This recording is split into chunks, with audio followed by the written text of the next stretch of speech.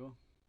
Buenos días para cara a cara a su análisis internacional desde Lima.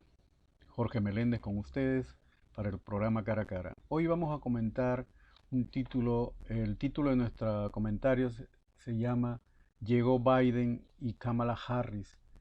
¿Qué espera Estados Unidos y el mundo a este nuevo eh, poder ejecutivo que se instaló el 20 de enero? En primer lugar, yo creo que vale la pena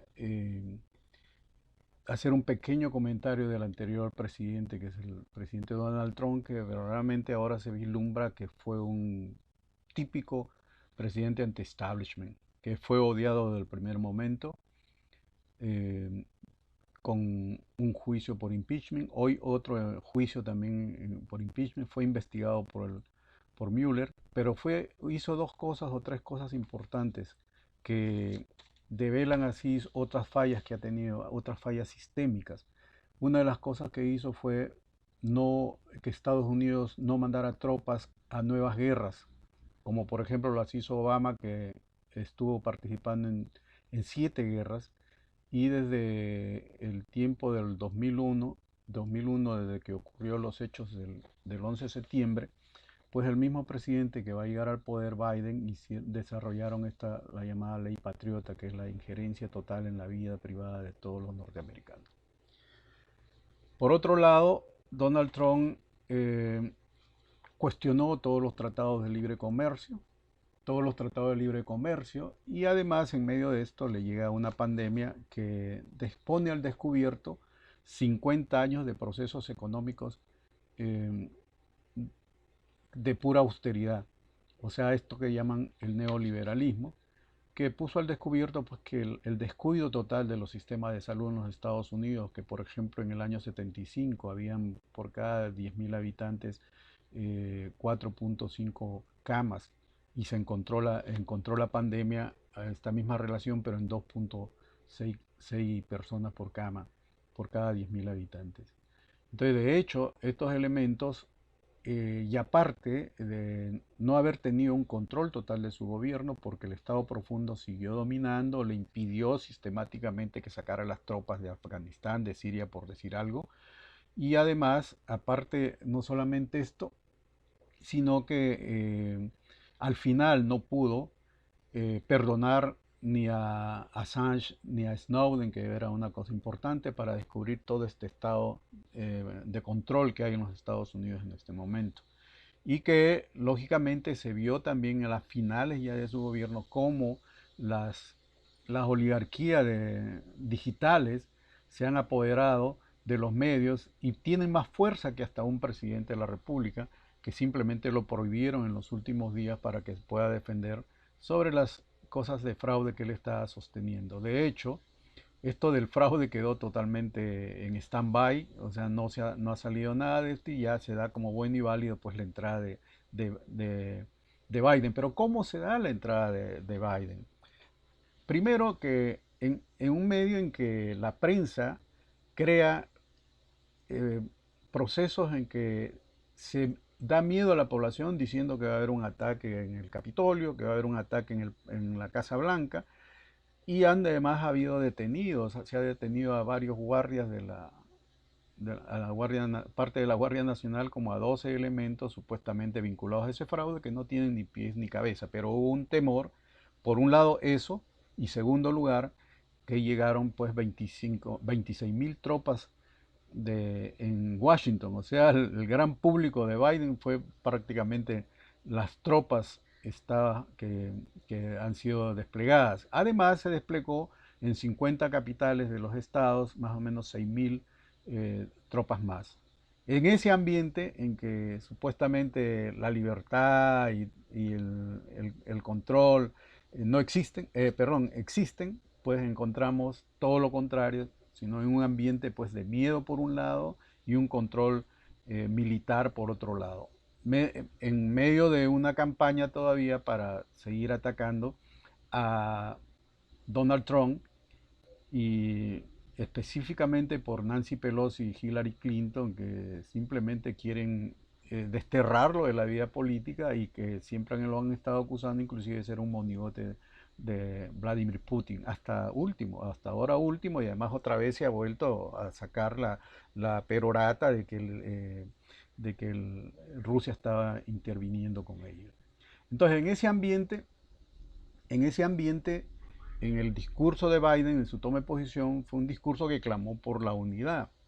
Pero ¿cómo puede clamar la unidad si su propio aparato está tratando de dividir? Y, y estar muy asustados también porque Donald Trump tiene más o menos, pues, han votado por él 80 millones de gentes y la verdad es que están muy preocupados porque inclusive en la CNN, que es parte también de este grupo de medios que no perdonan a este anti-establishment, pues están diciendo que hay que hacer una labor de lavado de cerebro para sacarlo del culto que ha provocado Donald Trump. Y Pelosi lo dice también. Entonces, inmediatamente de esto nos orientamos a lo que específicamente Biden va a definir. Primero, la situación en las cámaras, en el Congreso y en los representantes, no es tan buena como para él. Por ejemplo, en los senadores están a 50-50. Tienen la presidencia, pues porque el presidente es el del partido de gobierno. Pero entonces es muy pequeña la diferencia y va a ser complicado también en muchas medidas que se tengan que discutir. Y por otro lado, en el Congreso, en la parte de los representantes ha quedado reducida. No es muy grande tampoco la diferencia entre los representantes demócratas y los representantes republicanos. Esto significa, esto significa pues de hecho que las órdenes ejecutivas se lanzan para poder apurarse en hacer cosas que no tengan que pasar por el Congreso. Y hay dos que me llaman la atención. La primera es que automáticamente se volvió a inscribir en el Acuerdo de París, en el Acuerdo Climático de París, lo cual desde ya les voy a mencionar que va a tener serias repercusiones en los Estados Unidos, principalmente porque ya se han parado proyectos que empezaron a parar proyectos que tienen que ver con energía y la recuperación de la industria, etcétera. Entonces, él llama a la unidad, pero no le dice a la gente cómo va a ser la unidad y cómo va a desarrollar las dificultades económicas que en estos momentos pasa Estados Unidos. Pero no solamente Estados Unidos, porque lo que él está proponiendo con el acuerdo climático, también inmediatamente John Kerry, que es su representante ahora, va hacia Davos, porque en Davos se está organizando la segunda parte de este proceso, que sería pues el gran reinicio, lo que se llama el Green New Deal, un gran acuerdo climático, es decir, para poner verde las finanzas y que solamente se aprueben aquellos proyectos y que se dificulten los proyectos que tengan que ver con energía. Por ejemplo, en Europa casi hay una conmoción los otros días porque estaba al borde de quedarse sin energía eléctrica en medio de este frío, sobre todo en esta época. Principalmente pues porque se ha venido sistemáticamente reduciendo la capacidad de las plantas de carbón, las plantas nucleares, inclusive en Alemania solamente quedan 3 plantas nucleares y dentro de unos pocos años van a quedar solamente con los molinos de viento o los paneles solares que ensucian más que estas condiciones. Entonces, estos dos puntos son quizá lo clave que tenemos que ver para el futuro. Primero, el acuerdo climático va a significar, en el fondo, nosotros siempre, el movimiento de la Rusia siempre ha estado definiendo esto como un proceso específico para la reducción de población, tomando en cuenta que desde el punto de vista científico no está probado que el cambio climático sea antropogénico, sino cómo nos explicamos, por ejemplo, el cambio climático que hay en Marte o en Venus o en Júpiter o cualquiera de los planetas y no existe seres vivos. Por lo tanto, hay un gran debate, es más, se abre el debate científico para poner en perspectiva qué es correcto y qué no, y si son simplemente una ideología esto de lo verde para reducir la población. Entonces, estas dos condiciones son claves para entender los siguientes pasos de la presidencia de Estados Unidos, porque ya, por ejemplo, en Europa, No solamente, o sea, el acuerdo verde significa que hay que reducir los pesticidas, los fertilizantes, la energía de carbón, a pesar de que ya se está trabajando en economía, en plantas de carbón limpias, como el caso de China. Pero esto va a dificultar el desarrollo en África, en América, en Iberoamérica, para nuevas plantas de energía que son necesarias para poder desarrollar las capacidades productivas, la industrialización. Y esto, cuando es verde, van a tener que necesitar una certificación de carbono cero. Y carbono cero no significa otra cosa que despoblación en términos prácticos. Entonces, por lo tanto, yo creo que entramos a una incógnita, no le damos un poco de beneficio a la duda, porque con dos hechos ya se demuestra un poco lo que va a hacer el gobierno de Biden.